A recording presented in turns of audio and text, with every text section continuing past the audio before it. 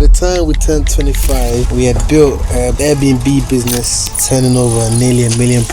When you're first starting and you don't have money, the thing that you have abundance is time. I lost my dad at 16 and I feel like that's what pushed me. Did you not get free school meals? Nah. One of the mistakes we made, I didn't want a graduate job. I do not do these things. I talk to guests. You know what I'm saying? They could make your life hell. Outsource maintenance, things that if you don't actually know how to do, outsource the technical things. This is kind of contradicting, but if you've watched this video, you probably understand what I'm talking about.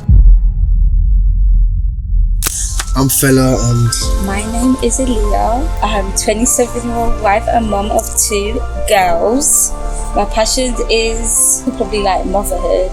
But my passion is just, I just make this money, nigga. I have a passion for music. I have a passion for creativity. I class myself as quite a creative person. Yeah, so if you're new here, that's a little bit about us. Just let me give you a little bit backstory about me as well in terms of like my origin story and everything. I moved from Lagos when I was 10 years old. I lost my dad at 16 and I feel like that's what pushed me to want to fucking get rich because I didn't get to go to my dad's funeral. I feel like if we had money, definitely I would be at my dad's funeral.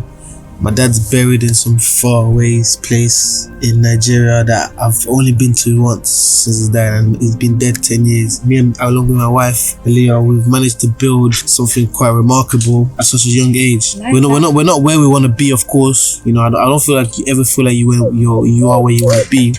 But let's look at music, right? Music, I don't think, even though I'm called Fela, like as like a legend in Nigerian music, right? I don't think so far it doesn't seem like music is in my blood because the amount of time I've been doing property compared to the amount of time I've been doing music, I've gone way further in property. But yeah, my initial goal in life, I'll be honest, was I actually didn't know what I wanted to do. I think I always kind of knew I wanted to do property, but for example, I wanted to do economics at uni. And Lil Wave's story, right? I did property finance and investment at uni, but I didn't actually pick that. I got that through clearance, and I was just like, I remember on the day of clearance. I remember a fella calling me, and he was like, Leah, I got given the weirdest option. Like, I didn't get economics, but I got given the weirdest option. And I'm someone that's like science, and fella was like, offer me property, finance and investment. And I remember just being there. I think I was still at school, so we had just got like our grades in it. And I was like, do it, just do it. But then I felt like when we first started speaking, were you really like, yeah, I'm gonna get into property? No, but I feel like I was business minded. But were you like that before? Yeah, I was business because I used to always watch business YouTube videos. They used to just, I don't know if it was weird at that age, but instead of watching like normal vlogs, right? Like you probably know this about me, yeah. But I'd get obsessed about something. Yeah, I have to get like, I would just research I'll research the hell out of something before I get into it. Have the news on the TV, Philo would be researching something on the laptop, and his phone would have some sort of article on simultaneously. I made a song in lockdown called No Isolation. That's how you know I was deep in the research. And that song actually went off. It did really well. Actually, Sony signed that song for 25k. I'll show you guys the proof of email here. But anyway, cool. Yeah, tell them about yourself, man. Like, give them your origin story, you know? Obviously, your dad died as well. So she was pregnant with Ivy. Our first kid. When her dad died, I remember like she was literally like about to pop. Yeah. Like your dad died when? So literally June 6th and Ivy was born August 4th. For 2 months. Imagine that. Crazy. But anyway, how do I think that shaped me? It made me want to go harder, but for different reasons. I feel like you want to go harder for money, but what do you want the money for? Just, I feel like if I was to talk about my whole life story on this video, it'd be a fucking long video. But for example, let's put it this way, yeah. I was getting £5 a week at school.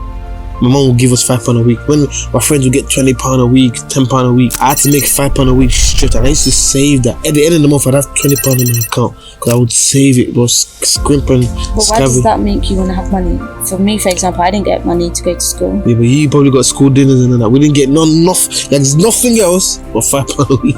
Oh, so that's not on top of a lunch box. Yeah. So what did you eat? That's what I'm saying, bro. Did you not get free school meals? Nah, we wasn't eligible because we didn't have no passport, bro. Fucking yeah. Anyway, I think that kind of made me not want to be poor. So when I feel like I would have been, if my dad didn't die, I probably would have been like, I probably would have been one of these people that maybe has a business here or maybe has little side hustles here and not wanted to go hard. And as long as I wasn't poor and I wasn't fully broke, and I was just like getting by and having a bit of money in my pocket. You know? What is the correlation between. And I think when my dad died, just is like, bro, you have to make, even till now, bro, till this day, I still feel like you have to make it, because now I see my mom. You know what I'm saying? It's like, you know what I'm saying? I feel like money doesn't solve everything. Money allows you to be able to solve real life issues. In terms of, if money is not an issue, you can actually solve other things very much better. No, it's like all these people that sit and say, oh, money doesn't buy happiness. Me and Phil have set ourselves a goal, right, to go on holiday every quarter, whether that's abroad or like a UK staycation, right? Went years without like actually taking nice holidays. We're literally like, okay, the last holiday, we already had our second holiday booked in. We have something to work towards. Yeah, it's like we give ourselves a deadline of like, right, we've got to get this done by the holiday, and like the holiday is like keeping you going and hungry and like wanting to get some more people on our team, right? But this is where fellas is, in my opinion, better than me. I'll say I'm on holiday, I'm not getting to it. Fella actually done the interviews and like we actually secured our candidates on holiday. So as soon as we came back on a Friday. Monday they were joining the team. Our initial goal of starting an Airbnb business, I feel like initially let's just have a business. It was kind of like the cool thing, and it was like a side. Fella didn't want a graduate job. Yeah. I didn't want a graduate job. We didn't actually get a graduate job. We finished uni and just went straight into our business and just sustained. Fella retook a year and placement year, so it's technically 2 years behind me. Yeah. So initially, I think that was like why we're going to just kind of, we didn't fall into it, but we also fell into like growing. Honestly, I feel like as you grow in business, you should keep going and keep going. And like that's one of the mistakes we made. We didn't scale too fast, right? We scaled what we wasn't ready to, and you would therefore feel that if you're doing that the same thing, you would therefore feel that you won't feel it in the moment, because you just think, like in my head, and at least actually warned me about this year. I just think, oh, you know what, I don't have enough money. Like, cool, let me just get more properties so we can get more money. But I still have that urge to want to scale. Yeah, well, you literally sent me bare properties yesterday. Yeah, you know what I'm saying? Literally, something just twitches in my head. But like we scaled, and we've kept a good reputation with like the people that we work with, landlords, agents, and stuff like that. We should talk about our first deal, how we got our first property and stuff like that. So anyway, cool. Just like I think that's more interesting than how we got it. But basically, called agents, normal. Called bare agents, a lot of agents. Might have managed to find one, give us a property, 1-bedroom apartment in Birmingham City Centre, just on Broad Street. Fella's missing a part. We actually secured a unit with them in a JV. Yeah, in a JV, and that fell through. Flopped. I remember I felt so bad. I literally was at EE crying. Yeah, literally, but it flopped, but we ended up securing another deal with that person, and then it's good that we didn't get into that JV with the person we went to get in the JV with, because I think the two businesses, because they actually ended up doing SA as well, we kind of went like this, and it would have flopped at one point. But anyway, yeah, it's just a lot of agents, but not just calls. Like Fella went on so many viewings all over as well, not just like one spot, everywhere. I'll say for a good 3 months, like that's all Fella was doing every single day, May to August. Then September 6th, when we got our first set of keys. Anyway, so how we got rid of this property, or it ended up going back. Basically, long story short, we ended up finding out a long time afterwards that there seemed to be issues. We don't know who tells the right story, right? But there seems to be issues with the landlord actually receiving rent, although we were paying the agent. That's what the landlord was saying anyway. Now, picture this. Fella's in Nigeria. I get a call saying, hi, are you at X property? I was like, no, I'm not, but I'm literally going there in a bit. I was in the area anyway. And the guy's like, please don't go there. The landlord's taking the property back. You need to get everything out that's not yours now. I do not do these things. I talk to guests. Fella deals with all the things to do with properties. I also don't want to call Fella, because I'm someone that's like, what's the point? Fella didn't know until he literally came back to England. He didn't know that one of our properties got handed back and one of them got broken into. Remember? Bradshaw was the next. Yeah, I remember. I was thinking, I married a good one still. I literally said to Fella when he came back, I said, we're never going on holiday again. Right? I still went on. Not holiday. I don't. You not call it holiday. I get pissed off about that. That was holiday. Yeah, one got handed back, one got broken into. Obviously, Fella's like, what the hell did it? But one way or another, I don't know how. Actually, to be fair, shout out my dad. He actually helped out a bit with that. It got sorted, and it was actually all fixed by the time Fella got back. Well, in your first property, guys, because we just talked about how we got our first one. In your first property, be willing to call a lot of agents, landlords. You have to try and make 100 calls, but rule of what's it called? A rule of average, law of averages, right? Call as many agents as possible. And I'll be honest, if you find an agent that's willing to let you do Airbnb in the property, the chances are you've got a gold mine, because remember, agencies, their job is to get properties and then rent it out for landlords, right? So if you find an agent that's gonna allow you to do it, and you're a good company, you treat them well, you keep that relationship, they're gonna keep giving properties to you.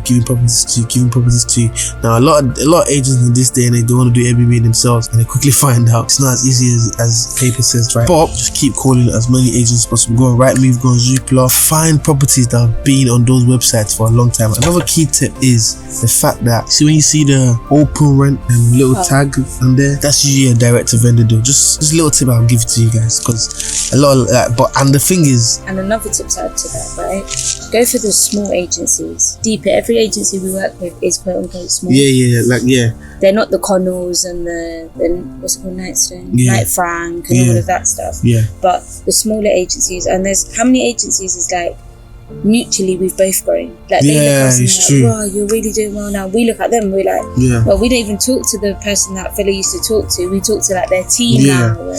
So that's true. That's a good tip. Go with the smaller agencies. How much capital we spent on our first door? I remember I was painting all the property, while Ali was doing the beds and helping me decorate, and it was there for all night. We literally slept there. Yeah, we moved in. Literally, we moved in. So on top of, fella was full-time at placement, and I was doing my master's. Exactly. So when people give us excuses, I'll be honest. Like, if you don't have we probably spent. We didn't budget. I'll be honest. We didn't actually. I can't give you exact figure. I have tried to do the maths before. I think it was with Renee, and I think I worked at about 4K. Okay, so we spent around 4K, right? 1,500 on rent and deposit. That's the biggest part. That's the biggest one. And then all of our furniture, even stuff like that, we will get on Marketplace. We'll drive, pick it up, ram it into the car, put the back seats down. You know what I'm saying? So I remember, if you don't have much capital, right, make sure you're willing to actually do the work. And I'll be honest, right? Get creative. I'll be honest. When you're actually willing to do the work, there's a lot of information out there on YouTube. Now, back then, ChatGPT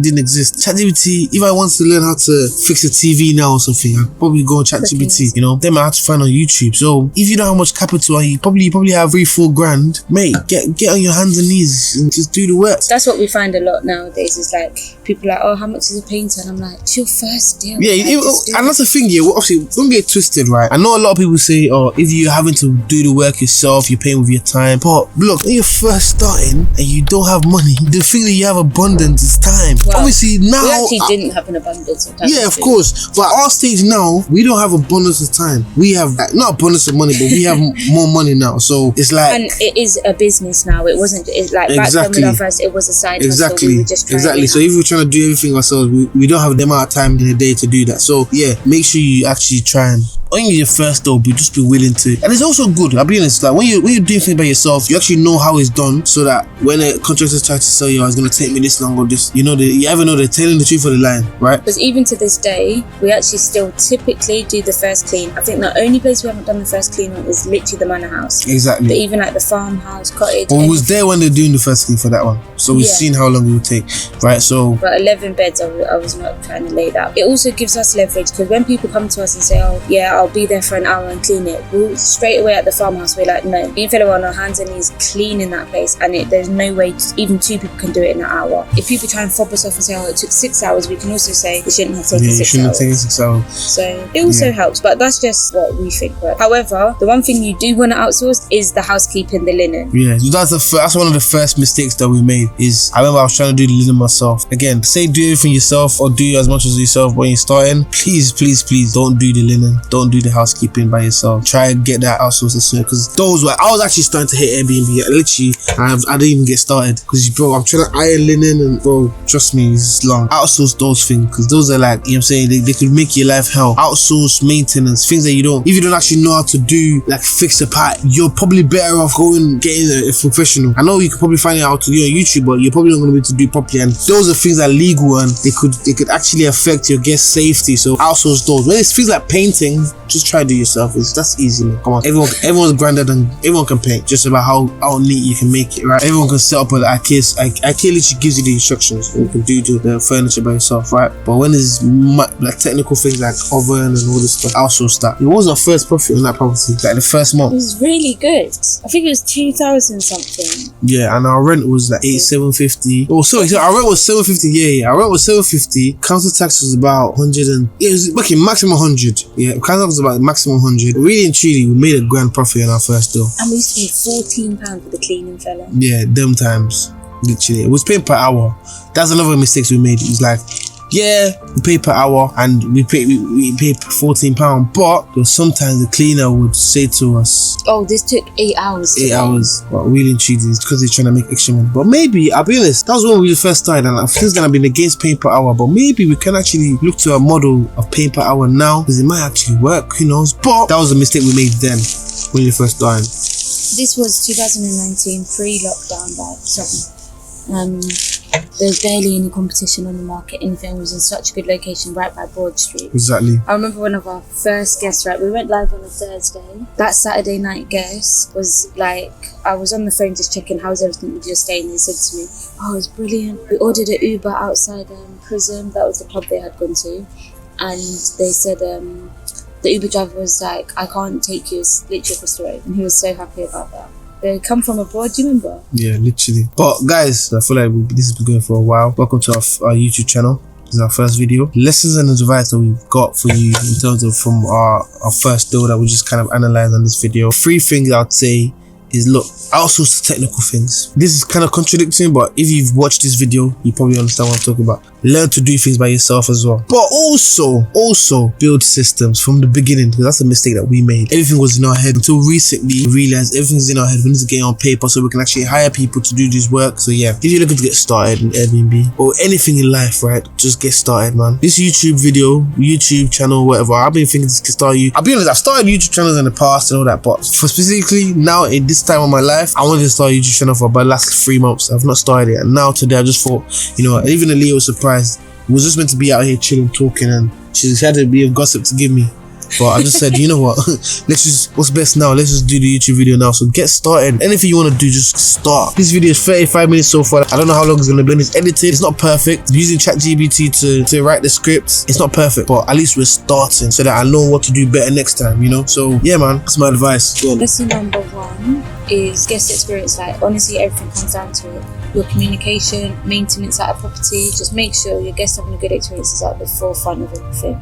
Number 2, pay cheap, pay twice. Every time you send in the painter, that's going to cost you £100 when everyone else quoted you between 500 and 700. You're going to end up having to pay him £100 and then the other person 500 to 700. So just go straight to the £500 to £700 because it will get done quicker and you won't have the headache of the £100 person. And even if I'm honest, if you got quoted 500 to 700, you're probably going to end up having to pay 700 because the people are going to say we have to fix their job and then do our job. Another lesson, cut the crap. Like, there's often times when me and Fella will be debating and I'm like, okay, and what's the answer? Yes or no? My advice is, yeah, literally just take action. There's so many people that like, sorry, if the shoe fits, then the shoe fits, right? But there's so many people I went to uni with or even like school, and they would say to me back when I was at uni, which is a good few years now, oh yeah, I'm gonna get into Airbnb and all this stuff. I'm like, oh yeah, honestly, just do it. And like, these are people that I will even try and prompt and help to like push in the right direction. And to this day, they'll still DM me when I put up like our latest place, and they'll be like, oh, that's so awesome, yeah,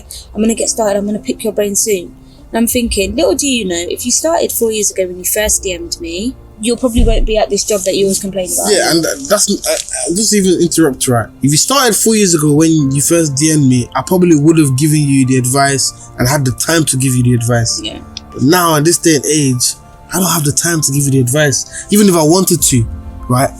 I don't have the amount of, like, I barely have time for myself in this life right now, right? Talk less of having the time to give you all the advice in the world, you know? You're probably going to have to pay a consultation fee or something, right? Because I simply don't have the time to give you that much, like, you know what I'm saying? And shout out to the people that say that from the jump, by the way. Like, I can think of, do you know what? I'll actually at them, like Claudia, for example. That's one of my best friends that I'll actually just give her their advice for free anyway, probably. But she'll say to me straight, Ellie, how much is it you're charging? Like, when me and my fiance are ready, we're gonna sit down and like we'll actually pay you and get to it, because they understand we've got children, we're mad busy, like not everything comes free. And I'll be honest with you, even Freddie literally, he said, what do you charge for a call and stuff? And I didn't know what to say to him, but yeah, because fella is used to all the greedy people that will call him and want to be on the phone for an hour. Yeah, I've had to learn it the hard way, because like you know what, bro, people will say that I'm the arsehole out of us two, but it's just the truth. Like, why would fellas sit there talking to you for free? And guess what? All the people that fellas giving this free advice to, fella, has anyone actioned it? It's true. So yeah, guys, look, that's our first YouTube video. I hope that was insightful into what our lives, and I hope that was actually, we gave you a bit of knowledge. This channel is going to be more knowledge based. We're going to do some vlogs. We're going to do, we're going to try and, give value to you guys, right? That's the main thing. I want to give value to people out there, because at the end of the day, for us to start our journey, I watched other people. I had mentors, and people I got value from videos, and that's why I've been able to build something. Me and Leah will be able to build something that's turning over so much money per year. Like, share, and subscribe to this video, guys. Share it with someone that you think might take action, like hold you accountable. Yeah, someone that's getting there first, they're looking to get started in the Airbnb space. Share with them, Or share it with someone that you want to be a JV partner. Yeah, something like that. So, and obviously, if you have any questions, leave a comment down below. This is where we just started this YouTube channel, so every comment down below will answer to questions in a couple. Hopefully, when this YouTube channel grows massive, 2 million subscribers, I can see. You know what I'm saying? We're not going to be able to answer everyone, but for now, take the chance where you can. Ask as many questions you want in the comments, and we'll just be there to reply. So yeah, thank you guys. Thank you for listening. Thank you for taking the time out to actually watch us and tell our story. We hope to see you guys soon, man. Bye. Bye.